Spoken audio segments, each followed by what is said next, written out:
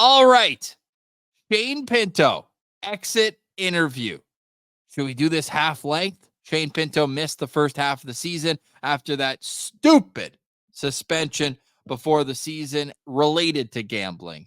And with that, he comes back. Immediate impact for him. When the team wins, usually Shane Pinto is all over the score sheet. Shane Pinto's season, I think, can be considered in two ways. One, a failure that he wasn't able to play more than 41 games, but two, extremely impressive that in those 41 games, Pinto puts up 9 goals, 18 assists for 27 points, and is a +9 on this Ottawa Senators team. He also led the team with expected goals percentage at 5-on-5 with 57.4%. This guy, top to bottom, he's a hockey player. Two ends of the ice, penalty kill, power play. He's got that perfect bumper spot location where he's able to just find that quiet area in the middle of the ice. And I hope he's a Senator for years to come. At the time of this recording, it's egregious to me that he doesn't have a contract when they had all of last year to negotiate it. They ultimately settle on that 1-year league minimum contract, but they had to have discussed different possibilities. I don't want to get bogged down with the contract stuff, but Shane Pinto's a very important player on this team, and he needs to be treated as such, in my opinion.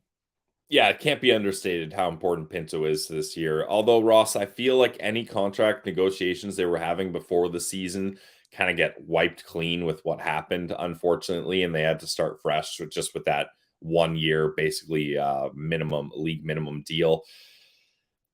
It is kind of crazy that they haven't figured this out, though, because that's the one big looming contract that they need to take care of here is Shane Pinto. And for a guy that usually when you see a guy with 41 games played, if it's not a lockout season or COVID season, it's because of a major injury. And those guys have to figure out ways to jump back into the game here.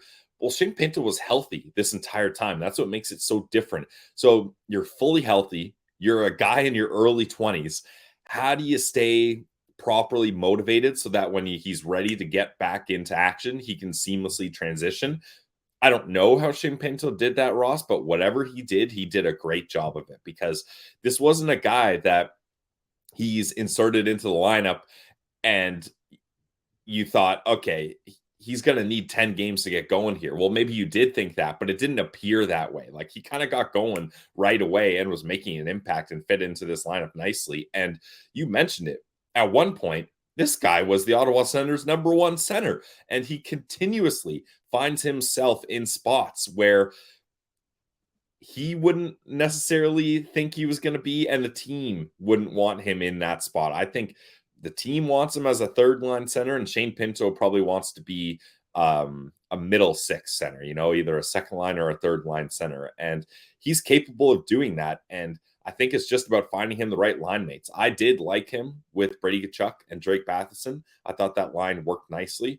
And if you're Shane Pinto right now, you're looking at centerman above you in Josh Norris, who's had injury troubles, Tim Stützle, who had some injury concerns this year, and Shane Pinto. He played all 82 last year, and then he played all 41 eligible games he was able to this year. So this guy has been given kind of a clean bill of health since his shoulder issues. And if he can stay healthy, it's not that crazy to say that he might be one of the Senators' most impactful players when it comes to wins and losses. If you look at it from lines that played at least 75 minutes together throughout the season, Shane Pinto's the centerman on 2 of the top 3 lines. Yeah. I think that tells you quite a bit about the way that he's able to impact the game. One was with Tkachuk and Tarasenko, the other obviously with Tkachuk and Batherson on there. So when he's on the ice, it's a positive impact play. And you look at it, he had the injury concerns when he missed most of the season with that shoulder injury. Well, he played the full 82 last year and his full 41 this year. So he's on an Ironman bit of a rush right now, obviously with that gap in between, but he's able to kind of stay in the zone and stay healthy. And I think those are all hugely important as well. And if you look at it, like almost identical goal per game output, had 9 and 41, 20 and 82, already with more assists than he had last year in half the amount of games, and was on pace to almost double his point total getting on the plus side of things, and still not taking very many penalties. He finished the year with 7 minor penalties in 41 games. He's clutch. He comes in the faceoff circle above 50%. A lot of 31 block shots. I think that's a step up. Only had 49 and 82 last year. Just the trajectory is just straight up to me for the last couple of years. And remember, we talked about it going from when he was drafted. We're still doing the show, Pilsy, and it was about how he hadn't played competitive hockey for that long. Yeah. Well, now he has. The hockey sense is there. Clearly, the athleticism's there and everything else. I just want to see a full, healthy season of Shane Pinto on a 5-year deal. 6-year deal for me would be perfect. I know Pilsy's a bridge deal guy, but what we can agree on in the middle is that this guy is important to the success of the Ottawa Senators. Yeah, there's no denying that at all. And Ross, we talked about all his on-ice attributes.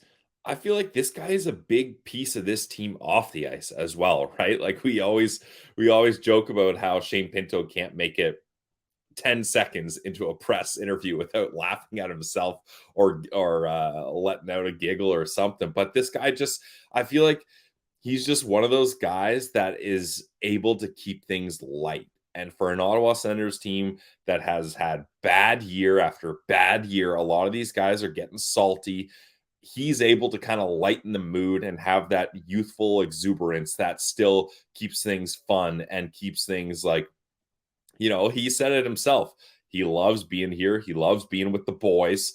And that's just what he brings to a locker room, is that sense of camaraderie. So I think he's obviously an important player on the ice, but I don't think it can be overlooked how important he might be off the ice as well. Let us know in the comments your thoughts on Shane Pinto's season with the Ottawa Senators. What kind of contract do you think he should get going forward? And who are his ideal line mates? Also want to hear from you on that. Wherever you get your podcasts, we are available. We are your team every day.